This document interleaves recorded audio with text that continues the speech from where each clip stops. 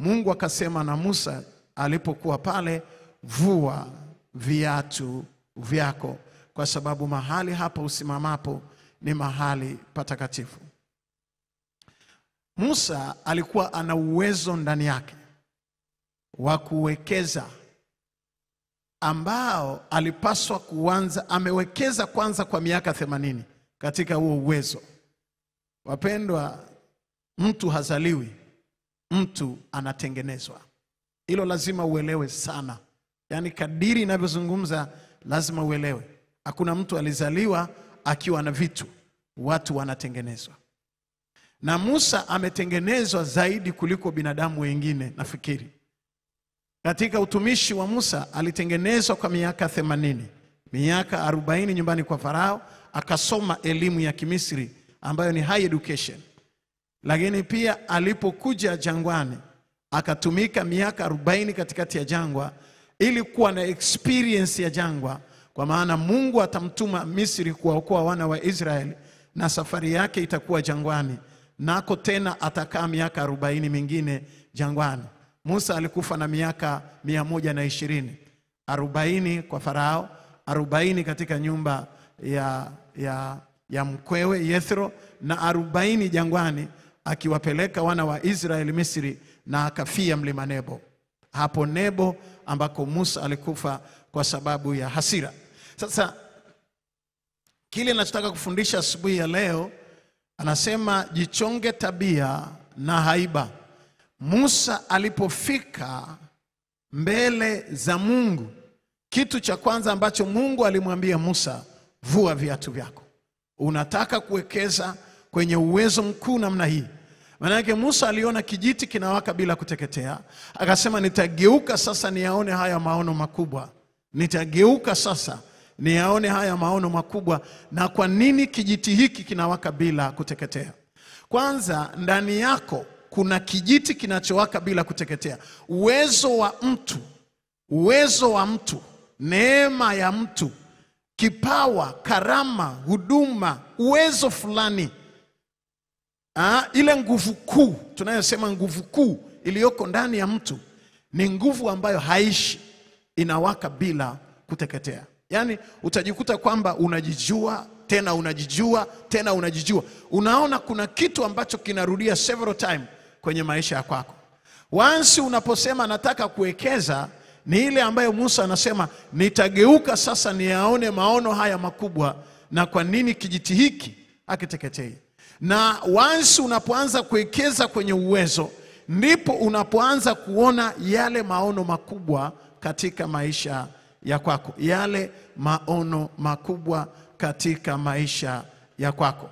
Maono makubwa katika maisha ya kwako. Sasa ili hayo yatendeke, Biblia inasema Mungu alimwambia Musa, vua viatu vyako, maana mahali usimamapo ni patakatifu. Kuvua viatu ni huko tunakosema jichonge tabia na haiba. Moja, Musa ana guilty, ana hukumu kwa sababu ana hatia, ana mada kesi huko Misri, na Mungu anataka kumtuma aende Misri. Lazima avue hiyo hofu iliyomkimbiza kwanza kutoka Misri. Lakini jambo la pili, anapaswa kuvua ile tabia ya kibinadamu aliyonayo, ambayo ni haiba. Na haiba ya Musa ilikuwa ni hasira. Yeye amezaliwa katika kabila la Walawi, na Walawi ni watu wenye hasira kwa kiasi kikubwa sana. Na hasira hiyo pia alijitahidi kujipiga tindo, lakini kwa bahati mbaya sana hasira ilimzuia alipokasirika wakati wa kutoa maji ya mwambani. Kwa hiyo hakufika Kanaani kwa sababu ya haiba iliyokuwa imebakia ndani yake. Hakuweza kufikia malengo. Sasa nataka nizungumze kidogo juu ya haiba na tabia inayoweza kukuzuilia kufika kwenye malengo ya karama, malengo ya kihuduma, malengo ya kitaaluma na elimu, malengo ya kiinfluence na siasa, malengo ya kiuongozi, malengo ya karama na kipawa ambacho Mungu ameweka ndani yako, malengo ya kibiashara, uchumi na fedha.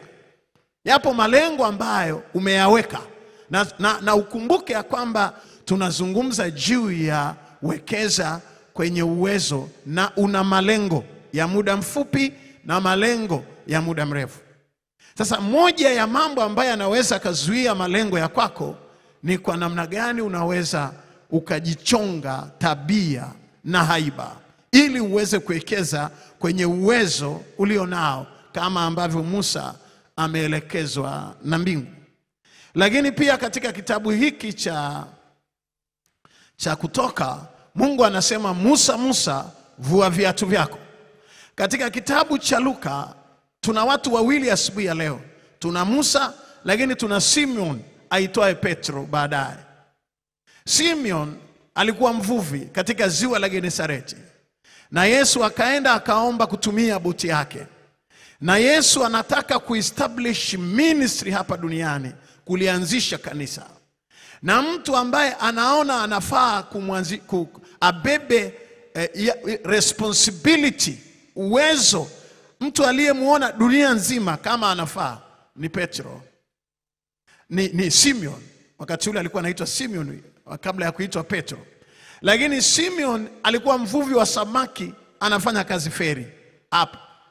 Na yuko huko mwaloni, yuko feri na samaki zake na shombo la samaki.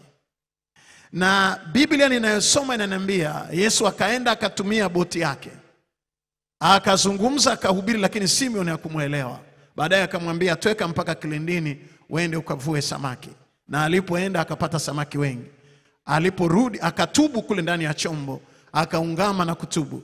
Na baadaye ndipo Yesu anamwambia, "Usiogope Simeon. Simeon, usiogope. Tangu sasa utakuwa ukivua, hutavua tena samaki, utakuwa ukivua watu." Ambia Simeon, usiogope, utakuwa ukivua watu. Simeon, tangu sasa utakuwa ukivua watu. Hiyo ndio pointi nilikuwa naitafuta. Simeon, tangu sasa utakuwa ukivua watu. Anaondoka kwenye experience ya ziwa, experience ya kuvua samaki, anaenda kwenye experience ya kuliangalia kanisa kama first bishop, kama askofu wa kwanza. Jambo jipya kabisa ambalo hajalifanya, lakini Mungu ameona ndani yake kuna uwezo mkubwa ndani yake. Kuna uwezo mkubwa ndani yake. Na ni maombi yangu asubuhi ya leo, kama Mungu aishivyo na roho ya Mungu ikaavyo ndani yetu, aweze kukuonyesha namna ambavyo Mungu anakusudi jema na maisha ya kwako, na anakuazia mawazo ya amani, na kile ambacho kinasonga kile ulichokuwa nacho ni tabia na haiba. Hii ni mtu anapozaliwa, ndio ile falsafa pana ambayo tunaongea katika theolojia. Yesu akamwambia Nikodemo, "You must be born again." Ni lazima uzaliwe mara ya pili. Sasa hapa hizi sanamu ni sanamu za Kimarekani zinaitwa. Nimetembelea state kadhaa, university kadhaa za Marekani, Harvard University, lakini the Ohio State University of USA, na university mbalimbali ambazo zipo Marekani. Hizi zinakuwepo kwenye vyuo na taasisi mbalimbali za kitaaluma, ambazo kazi yake ni kufundisha na kumwambia mtu, umekuja hapa kwa ajili ya kujichonga. Ni lazima ujichonge pamoja na degree ambazo utapata hapa, lakini you must change. Lazima ujishape, elimu ikutengeneze. Mama Mari, wewe umekuwa mwalimu, lakini wale watu wachache waliosoma zamani walifahamu ya kwamba elimu iliyopatikana zamani ilimchonga mtu. Yani unamuona kabisa huyu, hata kama ni mwanafunzi aliyesoma zamani. Akina Mama Mari walivyoenda, sijui wameenda Kilakala, wengine wamepangwa Weruweru, akirudi tu likizo, hata kama ni form 2, hata kama ni form 3, hata kama ni form 4, unamuona namna alivyo smart. Nyumbani atafanya usafi, yani akirudi amechongwa fulani. Elimu ya zamani ilichonga watu. Mtu akafika university, anajulikana huyu ni msomi kabisa, amefika university. Namna ambavyo ilikuwa inamshape, anakuwa mtu mwingine ambaye anaweza kuestablish ule uwezo uliokuwa ndani. kwa bahati mbaya sana elimu hii sasa mimi sielewi, lakini mimi nimesomesha watoto wengi. Yaani katika wewe si una watoto wako 3, sijui 4 wa nyota ya kijani. Mimi na 100+, naenda 200, kwani nafahamu nikizungumza na experience 200. Nakwambia unaenda mtoto anatoka chuo kikuu unajiuliza, hivi sasa huyu ndio wachekechea au yani huoni changes ambazo ungetarajia azifanye na azione. Nchi na serikali yetu inajitahidi, inapeleka wanafunzi mpaka jeshini. Watu wanaenda mpaka jeshi bado wanakremisha. Wataenda jeshini, watajifunza kuzalisha, lakini akirudi nyumbani hata kuotesha ua hapo nje, hata ua uliloliotesha kukumbuka kwamba jioni linatakiwa kumwagiwa maji, akumbuki hiyo habari. Hakumbuki. Amelima huko jeshini, ametengeneza vitunguu na nyanya, akija nyumbani pana maeneo ya kulima, hutamuona ameamka peke yake kwa kujituma achukue mbolea aoteshe hapo mchicha hapo nje. Hana mpango huo, lakini yuko tayari unapotoka, baba tunaomba hela ya mchicha twende gengeni. Anakuja kugonga kwenye gari, anaenda gengeni kwenda kununua mchicha uliooteshwa siku kujua, na ana madigrii, ametoka na jeshini na jeshi amepita. Tofauti ni kubwa mno. Sasa nataka unirudishie hii sanamu ya Michelini hapo. Hapa hii inaitwa self-made man, mwanaume aliyejitengeneza. Na hii mtu anapozaliwa anakuwa hivi. Unaona tumbo halijulikani la sentimita ngapi, mguu haujulikani uko ukoje, sio kitu gani. Ili atokee mtu, hawa mafalsafa, watu wenye mawazo mapana ya kuboost uwezo ulio ndani na kufundisha kuwekeza ndani ya uwezo, wanaweka hizi sanamu kwenye baadhi ya university ili kuhakikisha watu wanakuwa motivated na wale walioko pale wanatengenezwa. Sasa hapa ndipo ambako huyu mtu anajipiga tindo. Na mimi nataka nikuulize, na ndio maana asubuhi ya leo nasema tuna mada inayosema jitengeneze mwenyewe, jipige tindo. Jitengeneze mwenyewe au jitengeneze binafsi. Sasa ni namna gani Musa afae kutumika kuwaondoa wana wa Israeli Misri na kupambana na Farao? Lazima ajipige tindo, na Mungu akamwambia vua viatu vyako. Lakini namna gani Simeon afae kuwa the first bishop of the church, atoke kuwa mvuvi wa samaki? Ndio pale Yesu anamwambia usiogope, tangu sasa utakuwa ukivua watu. Unabadilishwa kutoka kuvua samaki kwenda kuvua watu. Uwezo ulioko ndani yako.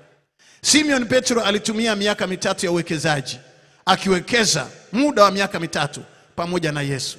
Anawekeza katika theolojia, amefanya kazi na Yesu. Lakini tatizo la Petro halina tofauti na maisha ya kwako. Oh my God, oh my God, oh my God. Katika maisha ya kawaida kuna uwezo mkubwa sana ndani yako, na wakati mwingine unafifishwa, unauawa, unaharibiwa, unakuwa overcome, yani unaharibiwa, unauawa, unakuwa destroyed na tabia na haiba. Uwezo mkubwa ulio ndani yako, na kila mtu ana uwezo mkubwa ndani yake.